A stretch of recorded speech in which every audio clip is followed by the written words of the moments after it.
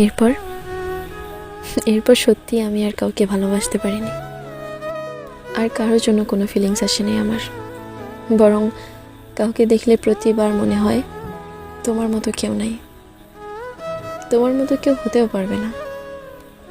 আর কারোর জন্য বুকের ধোকানিটাও বাড়ে নাই জানো, যেটা শুধু তোমার জন্য এসেছিল।